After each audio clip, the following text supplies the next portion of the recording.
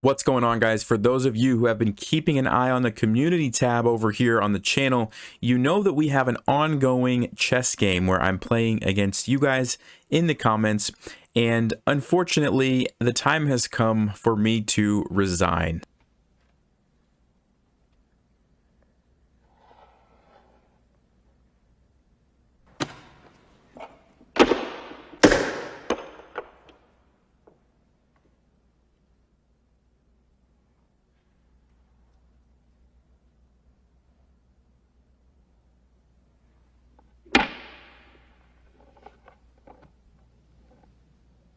Good game. So congratulations, you guys win the first game. This was the last position here, and Queen F3 was voted, which is a very strong move. We're going to look at the game here in just a second, and I'll explain exactly why I'm resigning. But at this point, I don't have any more tricks up my sleeve, nothing really left to try, and it's going to be over in a few moves anyway. So I will resign. Like I said, well played. There has been some concern by some people saying that I'm not actually playing a game against my subscribers. I'm really just playing a game against Stockfish. And obviously, I don't know. I have no idea if Stockfish was used in this game or not. I hope not. Hopefully, you guys were thinking through these suggestions on your own. But, you know, the game was played quite well from the white side. We're going to look at the game analysis in just a second, and I'll show you the game report. One thing I will say is one of the weaknesses when you play chess is that sometimes as an individual, we just have little blind spots, right? Little holes in our thinking. We just miss things at certain moments in the game. When you have hundreds or thousands or how many people were looking at this game, maybe that didn't happen, right? They kind of probably noticed the mistakes, and those blunders that some people suggested probably kind of fell to the bottom. Nobody voted for them. The good moves, everybody voted for. And so I think it's quite possible that there was no cheating. You guys just played a good game, and all the good moves kind of came to the top. I think that that's, you know, could be what happened. Regardless, whatever it was, I still had fun. Hopefully you guys enjoyed it, and I think we'll do a rematch, and I'll play white next time, and I'll try to play a little bit more accurately if I can, although it was a tough position. And let's actually go ahead and jump into the game and analyze it. So let me just jump over here. This is the game review. You can see you guys had 81.9 accuracy. I had 75.7. So pretty good, especially towards the end. You guys were spot on with a lot of those moves. But yeah, having said that, let's go ahead and jump into the game, and I will talk through from my perspective because I know what I'm thinking. I don't really know what everybody else was thinking, although some people did put some of that in the comments. But let's go ahead and get started. So you guys played d4, and I'm actually going to come over here to the analysis. We can look at the engine here, and I'll leave the eval bar as well so you guys can see that. So this was theory. I wasn't really thinking. This is the King's Indian. This is one of the lines that I teach in my course, and so I knew that everything was great up to this point. Knight to a6 is a bit of a different move. Probably the most common move is knight b to d7. The point behind knight a6 is a couple of things. Number one, we leave the bishop unblocked, so bishop g4 is an option, which I actually did play later in the game, and so I was able to make use of that, which, you know, I couldn't do if my knight was on d7. And also in some cases, it didn't turn out that way in this game, but in some cases white's knight will go to d5 in the future, and if you move the queen and you don't have the knight on a6, there's a potential fork here actually, and so another reason why knight to a6 can be useful. All right, so you guys castled. I played e5. You captured, and then I think generally speaking when people take here, they follow it up with like a queen trade and kind of go into an endgame. And by the way, I should mention, even though there's a free pawn here, if you take it, I have the little tactic, knight takes e4, and I'm going to win my pawn back, basically. So that's kind of what I was expecting.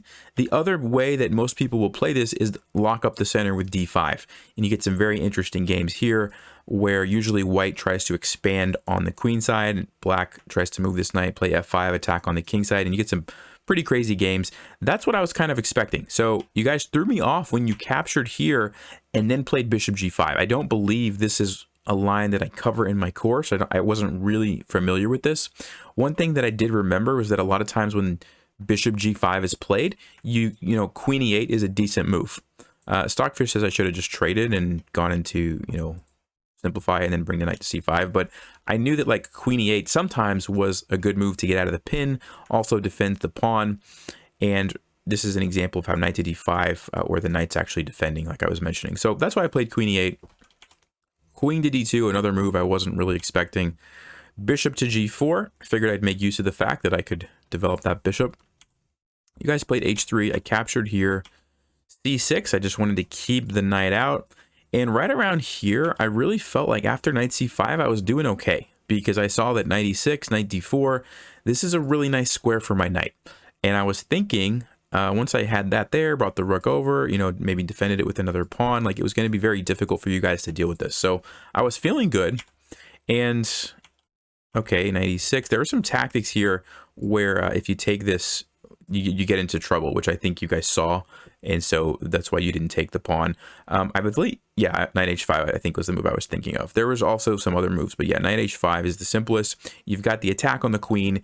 You also have an attack on the bishop, and it's not really, I don't think you can save the bishop.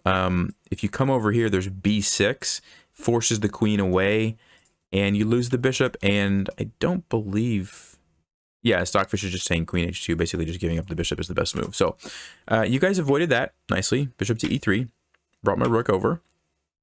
Queen to b4. And I'm going to be completely honest with you guys. I totally underestimated the fact that you could actually get away with taking these pawns over here on the queen side. I just thought, you know, you don't have time to do that. I was going to get more of an attack on the king than I actually ended up getting. But yeah, it turned out to be a pretty good idea. So anyway, knight to d4. You guys grabbed the pawn. And here, I guess I made a big mistake. And this was just a misjudgment of the position. So I captured. And the reason I captured is because I thought that opening up the king like this, messing up the pawn structure. We got an isolated pawn. We have a doubled pawns here and an exposed king. I really felt like queen e6, knight h5, maybe knight f4, maybe f5 and captures. I really felt like I was going to get a nice attack on the king. And it turns out it was just too slow. And so the risk of doing that is I gave up this really nice knight, which was shutting down the center. This bishop wasn't doing a whole lot because it's hitting a pawn. And like, for example, if I would have just followed through with like a, you know, just a normal move like queen e6, Stockfish is saying after you trade, this is pretty good for black. Or it's saying slightly better for white, but I think my position is totally fine here. This pawn is going to be very annoying. I might play c5 and defend it and have a protected pass pawn. I might just take here. I mean, I don't know what I was going to do. I have a lot of options, right? But probably would have been better in hindsight. Like I said, I really thought I was going to get more of an attack over here on the king than I actually did. So queen e6, king h2. It's a good move. It kind of gets the king out of this file. Also defends the pawn. And I'm just too slow with my plan of bringing the knight over there. You guys just captured the pawns. And then I don't know why I played this move. Like, looking at it now, it's like, what exactly was I expecting to happen? I think I just wanted to get the rook involved. But yeah, my original plan of knight f4 probably would have been better. I guess I was thinking that if you just take it, I don't have a good follow-up now because my pawn is kind of blocking my own bishop. It's going to be blocking my rook. I don't really have a way to get through. And so I decided f5, I guess, just to try to open things up. But then this is where you guys were just playing really good moves. Like right here, queen to b8, throwing in this little in-between move. Nice move to lure my king to a more vulnerable square. And then what else did you guys play? There's another really good move here that took me off guard. Knight to c3, h6. Yeah, a4, strong move. Basically, the point is, you know, I don't really have an attack right away, and so why not push your pass pawn and start creating some threats over here. Queen f1, yeah, queen b3. I totally missed this idea. Totally missed the fact that my king now is going to be in an awkward spot. Like, I just felt like my king was safe right up until queen b3, and then I was like, wait a minute, I can't go back here and hide like I had kind of planned in some of the other lines, and then I have to watch out for the bishop along this diagonal. I don't really want to come up, but I kind of have to at this point, and so that was a really strong move. So yeah, I don't remember who suggested that, but good idea. So king to f6, queen to b6. Again, these are moves that are, I would say, kind of difficult to see, right? Like queen moves at towards the end of the game when there's so many options can be difficult to just think through everything. And I wasn't spending, you know, a ton of time on these moves. I have so much going on. I was kind of thinking for a few minutes, making a move. And so I didn't think through a lot of this stuff. So queen b3, queen b6, knight to d5. I don't even think I consider that move. It's a good move, really good move. Taking advantage of the pin, so my pawn is not doing anything. Attacking the king, also getting rid of the knight and getting rid of the threat that I have. Once this is gone, I really don't have any threats. And so we played some more moves, but at this point I knew it was basically over unless you guys made a mistake. I was hoping for some sort of perpetual check tricks, or maybe if you forgot about this pawn, I could create a mating net. But you guys obviously didn't do that. And after queen f3, the reason I resigned, queen to g4 checkmate is the threat. If I go here with my king, it's still checkmate. And so the only move that I can really play is h5. And then as you guys pointed out in the comment, h4, and it's all over. This just leads to checkmate here. And then if I go back, I missed this as well, this fork. And I'm losing the bishop. And this is still defended, so I don't have any type of tricks with my queen. So there's really nothing left to do at this point. So that's why I resigned.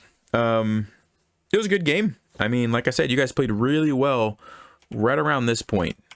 The moves were just pretty amazing. And so, yeah, little bit of suspicion on my part. But like I said, it could just be we have some strong players following the channel. And, you know, everybody was kind of jumping on some of their moves. So regardless, I challenge you guys to a rematch. I will play white and be on the lookout. Like I said, if you haven't, over here on the community tab. So once you're on the channel, you just click on the homepage is going to look like this, where you got all the videos. You just click on community. It'll take you to where I have all my posts.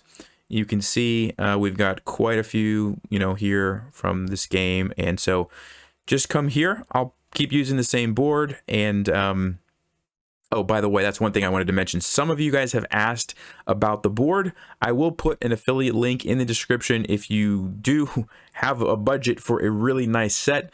This is a nice one.